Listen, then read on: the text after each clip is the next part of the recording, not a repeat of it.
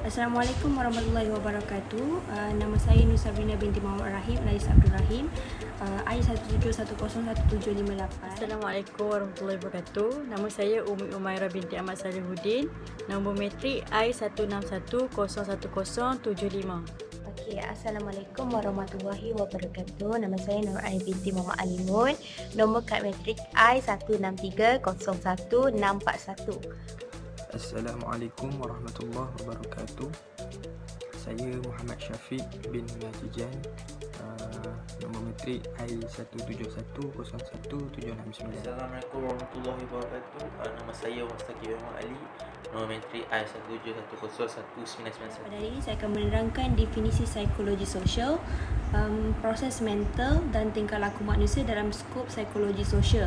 Baiklah, definisi psikologi sosial menurut Golden Alport 1985, beliau menerangkan bagaimana fikiran, perasaan dan tingkah laku individu dipengaruhi kehadiran orang lain sama ada secara sebenar atau hanya dijangkakan. Dipengaruhi ni termasuk suara, tingkah laku, ciri-ciri personality, ciri-ciri fizikal dan norma sosial.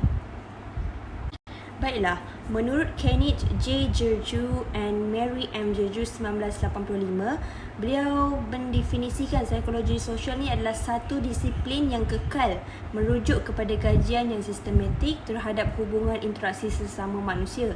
Kajian sistematik ni mengandungi 3 komponen utama, antaranya lah perkembangan teori, pendokumentasian teori dan galakan reaksi. Baiklah, menurut Baron and Bryan 2006, psikologi sosial ni didefinisikan sebagai bidang ilmu yang mencari pemahaman tentang permulaan asal dan penyebab terjadinya fikiran secara perilaku individu dalam situasi-situasi sosial. Jadi definisi ini menerangkan betapa pentingnya pemahaman terhadap permulaan asal dan penyebab terjadinya perilaku dan fikiran. Baiklah, definisi proses mental pula. Perkataan proses dalam Kamus Dewan merujuk kepada satu siri perubahan yang berlaku secara semula jadi. Manakala perkataan mental ialah berkaitan dengan atau melibatkan akal fikiran atau proses intelektual. Jadi proses mental ni boleh ditarifkan sebagai satu perubahan semula jadi yang melibatkan otak manusia berkaitan sesuatu perkara. Baiklah, definisi tingkah laku manusia pula. Tingkah laku manusia ni adalah apa yang dilakukan atau diperkatakan oleh seseorang individu. Jadi tingkah laku juga merupakan semua tindakan manusia yang boleh diperhatikan, diukur dan dinilai, dan sebarang perbuatan yang dilakukan sama ada secara terus atau tidak, secara sedar atau sepada sedar. Tingkah laku adalah manifestasi fizikal sebarang sikap yang berasaskan nilai-nilai tertentu. Menurut Louis M. Baker 2001, sebarang perbuatan yang dilakukan sama ada secara terus atau tidak, secara sedar atau sepada sedar. Itu adalah maksud tingkah laku manusia. Baiklah, skop psikososial pula. Ahli-ahli psikososial biasanya mengkaji individu secara terpisah daripada konteks sosial. Mereka ni lebih menumpukan kepada pelbagai proses dalaman seperti persepsi, pemikiran, pembelajaran, motivasi dan emosi individu. Jadi ahli sosiologi lebih menumpukan kepada tingkah laku manusia dalam konteks unit sosial yang lebih besar seperti kelas sosial, kelompok sosial, organisasi dan institusi sosial. Ahli-ahli psikologi sosial pula menggunakan kedua-dua aspek sekali. Jadi unsur-unsur individu dan unsur-unsur sosial dalam menerangkan sesuatu tingkah laku. Mereka percaya bahawa proses-proses mental mempunyai peranan yang penting dalam mempengaruhi tingkah laku manusia. Tentang statistik kesihatan mental lah. Saya dari kumpulan 16. Pertama sekali saya ingin menceritakan tentang negeri-negeri yang terlibat ataupun mempunyai statistik yang tinggi, iaitu negeri Sabah sebanyak 42.9. So tinggilah. Selain Sabah, Pulau Sepuluh Kelompok dan Kelantan, itu antara top 3 lah, top 3 antara negeri yang paling tertinggi. Dan mengikut Jatina pula, sebanyak 30.8% untuk wanita yang mengalami masalah mental ni, kesihatan mental, berbanding lelaki 27.6% saja. Dan negeri-negeri lain seperti Perak, Pulau Pinang dan Putrajaya Jaya, mereka antara negeri yang terendah lah, iaitu Perak sebanyak 17%, Pulau Pinang 19.1 dan Putrajaya 20.7%. Dan mereka juga mengatakan bahawa status single ataupun orang yang single ni lebih mengalami masalah kesihatan mental, iaitu 32.1% berbanding yang telah berkahwin atau bercerai, duda, janda dan seorang lah. Dan sebanyak 4.2 juta rakyat Malaysia yang mengalami masalah mental ni. So sangat-sangat membimbangkan. Dan pada tahun 2017 pula, kita tengok peratus negeri yang orang panggil apa, negeri yang mengalami statistik kesihatan mental tinggi masih sama ya. Tapi berlaku pertambahan kepada negeri Kelantan sebanyak 3%. Dan masih kekal lah untuk negeri paling terendah, iaitu Perak, Pinang, Pulau Pinang dan Pulau Putrajaya. Jadi di sini sangat membimbangkan lah apabila kita tengok statistik ni. Dan saya berharap lah sebagai rakyat-rakyat Malaysia mengambil serius tentang perkara ini. Okay, itu saja daripada saya. Terima kasih.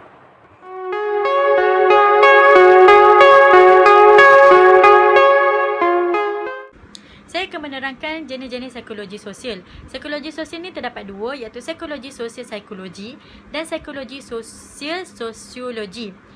Untuk psikologi, fokus utama dia adalah untuk individu. Unsur yang ditekankan berorientasikan kepada pemikiran, persepsi, motivasi dan pembelajaran individu. Matlamat asal penyelidikan adalah untuk ramalan tingkah laku yang dialami oleh seseorang.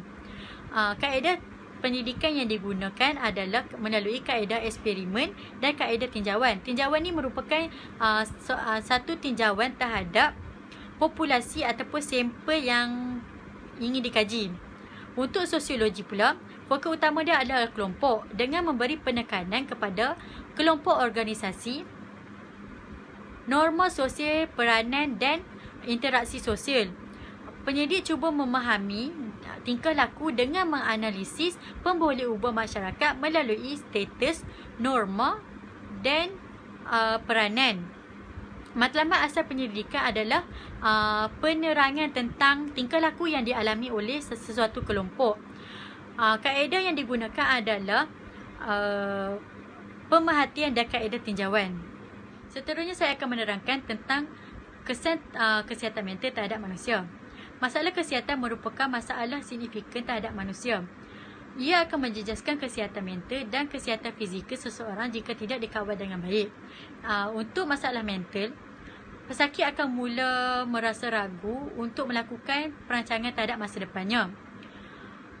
Pesakit akan merasa ragu untuk melakukan perancangan untuk masa hadapan kerana beliau merasakan masa yang dia ada adalah singkat untuk beliau melakukan sesuatu yang perlu direalisasikan pada masa hadapan. Yang kedua, pesakit akan mula mencari makna kehidupan sebenar. Apabila masa yang terlalu singkat, pesakit akan membuat keputusan yang tidak sepatutnya dilakukan, iaitu dengan membuat keputusan untuk membunuh diri kerana merasakan itu adalah perkara yang paling mudah untuk menyelesaikan masalahnya. Yang ketiga, hilang keupayaan diri. Apabila pesakit mendapatkan rawatan seperti rawatan di hospital, pesakit akan mula merasa lemah dari segi keupayaan dirinya kerana pesakit akan mudah merasa pening kepala, sakit dan sebagainya. Oleh itu, pesakit akan mula kehilangan kekuatan dalam hidupnya. Untuk fizikal pula, pesakit akan mula merasakan kelemahan dari segi imun tubuh kerana pesakit akan mula hilang selera makan. Apabila badannya berasa lemah, dia akan mula tidak mahu mendapatkan nutrisi, vitamin dan sebagainya. Yang kedua ialah mengalami peningkatan hormon stres. Apabila beliau berasa sakit, automatik pesakit akan merasakan stres terhadap dirinya, terhadap hidupnya dan sebagainya. Apabila tidak ditangani dengan baik, ia akan memberi kesan kepada serangan jantung ataupun stroke yang terakhir membawa kepada gaya hidup yang tidak sihat. Pesakit tidak boleh melakukan aktiviti harian seperti senaman, mendapatkan makanan yang baik dan mendapatkan tidur yang cukup. Oleh itu akan mengganggu gaya hidup seseorang. Hari ini saya akan membincangkan mengenai cara-cara langkah untuk mengatasi masalah kesihatan. Yang pertama adalah langkah mengatasi masalah kesihatan adalah dari segi fizikal, iaitu pengamalan cara hidup yang sihat dan baik memberi pengaruh yang besar. Kesannya akan memberi kesan dalam jangka masa panjang. Kemudian jika ia diamalkan sejak usia muda, maka ia akan memberi kesan apabila kita lanjut usia nanti. Kemudian cara hidup yang tidak sihat juga boleh menyebabkan kesihatan individu itu terjejas. Contohnya apabila individu itu ketagihan merokok. Okey, pengamalan gaya hidup yang sihat adalah di mana seseorang itu mengambil inisiatif untuk berjalan kaki sebanyak 10,000 langkah sehari, kemudian melakukan aktiviti riadah, bersenam, kemudian tidak merokok, tidak minum alkohol dan aktiviti berkebun untuk orang tua. Maka apabila dia melakukan aktiviti berkebun, maka ia akan melancarkan peredaran darah dan peredaran oksigen dalam badan. Ini adalah pengambilan makanan juga penting. Hal ini kerana seseorang individu perlu mengawal pengambilan makanan kerana adalah menjadi satu saranan untuk seseorang individu mengambil pemakanan mengikut piramid makanan. Piramid makanan juga membantu individu itu untuk mengetahui puratan makanan yang perlu diambil dalam masa sehari. Kemudian harus diingatkan bahawa pengambilan makanan yang berminyak dan manis boleh menjejaskan kesihatan, contohnya kepada jantung dan tahap gula dalam darah. Seterusnya adalah melakukan senaman dan perbanyakan aktiviti fizikal. Seperti yang sedia maklum bahawa senaman merupakan aktiviti yang mampu meningkatkan kadar metabolisme dalam diri seseorang. Hal ini penting untuk pergerakan seharian dan seterusnya memudahkan seseorang individu itu melakukan sebarang aktiviti yang dilakukan.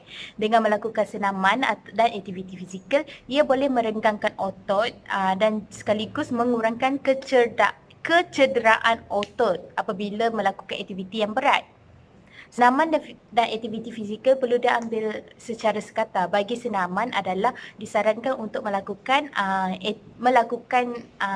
senaman adalah dalam 30 minit seminggu. Seterusnya adalah menjaga kebersihan. Walaupun nampak seperti tiada kena-mengena dengan masalah kesihatan, tetapi apabila kita menjaga kebersihan, dia akan memberi impak yang positif. Contohnya, persekitaran yang bersih akan memberi kesan yang baik supaya ia tidak tercemar. Apabila sesebuah kawasan itu mengalami kekotoran, ia akan menyebabkan banyak haiwan-haiwan perosak seperti lipas, lalat dan tikus. Negatif kepada kesihatan kita. Dan bukan itu sahaja, daripada perspektif persekitaran, kebersihan makanan juga perlu dijaga. Makanan yang tidak bersih maupun tidak dibersihkan boleh menyebabkan masalah seperti keracunan makanan dan ceret-beret. Kepada langkah yang kedua, iaitu langkah mengatasi masalah kesihatan mental, iaitu kesihatan mental yang baik boleh melahirkan individu yang berdaya saing. Bagi memperolehi kesihatan mental yang baik, antara langkah yang perlu diambil adalah dengan seseorang individu itu perlulah berfikir dengan positif dan baik. Bercakap positif pada diri sendiri. Perkataan seperti saya boleh, saya cuba, saya akan, saya juara, saya disayangi dan saya menarik dan macam-macam lagi. Sekaligus boleh meningkatkan daya keyakinan diri. Keputusan yang baik sebelum membuat keputusan adalah penting untuk seseorang individu itu mengetahui fakta-fakta yang berkaitan. Individu itu boleh membuat pertimbangan antara kebaikan dan keburukan yang akan dihadapi dalam pembuatan keputusan. Mencari kawan adalah salah satu langkah mencapai kesihatan mental. Apabila kita menemui seseorang kawan yang boleh mendengar luahan diri kita, ini akan meringankan lagi beban yang mungkin terpendam dalam pemilihan kawan.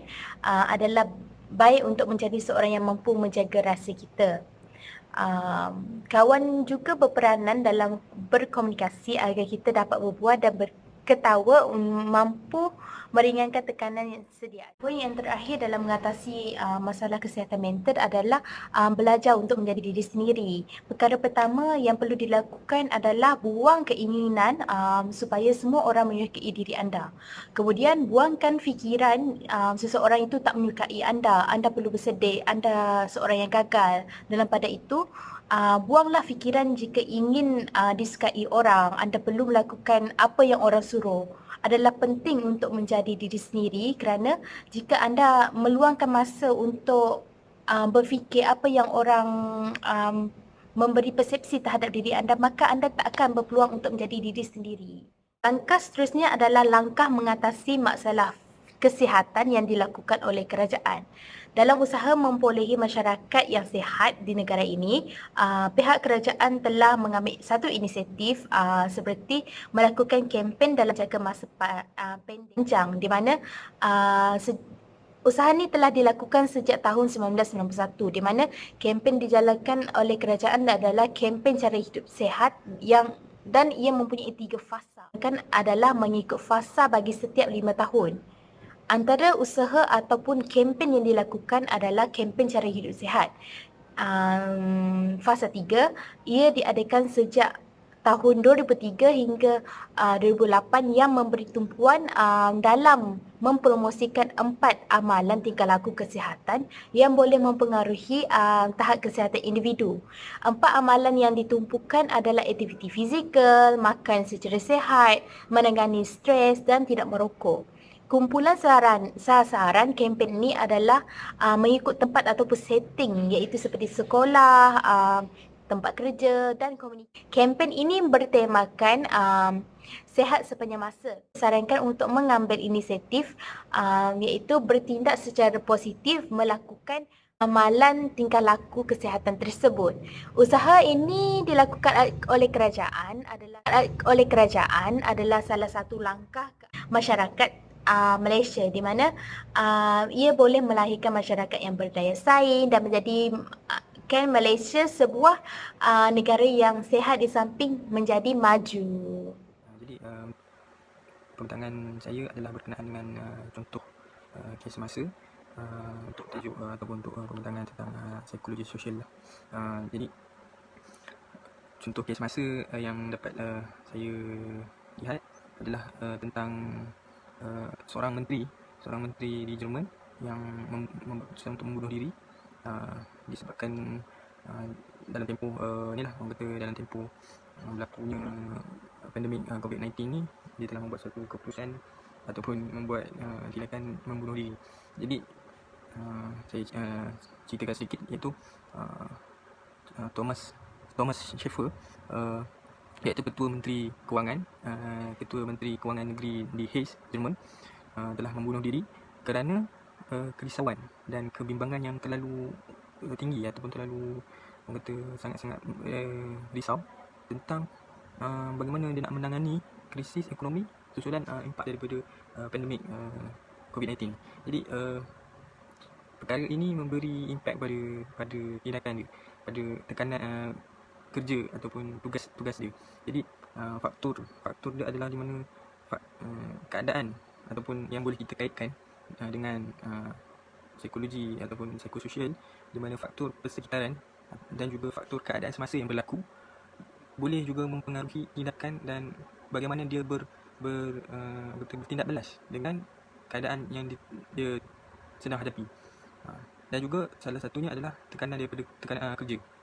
Tugas dia sebagai seorang menteri kewangan sangat-sangat berkait rapat dengan keadaan sekarang, dengan keadaan isu pandemik ni, isu wabak ini, dan juga sangat memberi impak yang mungkin terlalu kuat pada diri dia bagaimana dia nak menangani keadaan ekonomi, keadaan kewangan semasa secara dan perkara ini sangat-sangat berkait rapat dengan psikologi sosial, di mana pertama adalah faktor persekitaran dia ataupun faktor keadaan semasa yang dia dan juga sebenarnya kita semua alami, iaitu faktor isu wabak, isu penyakit yang sangat tak tahu lagi bila kesudahannya, dan juga faktor tekanan kerja.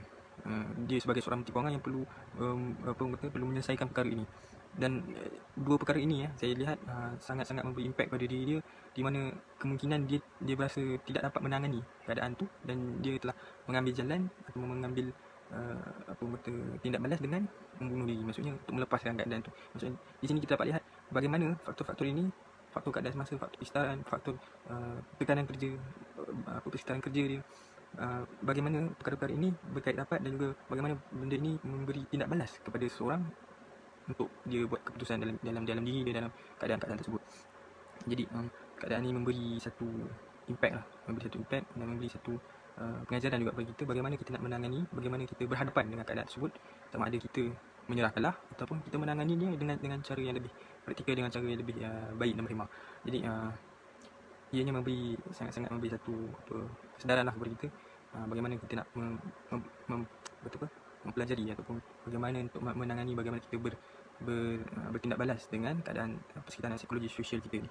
Jadi itu antara salah satu pembincangan saya pada kali ini, dan sekian, terima kasih.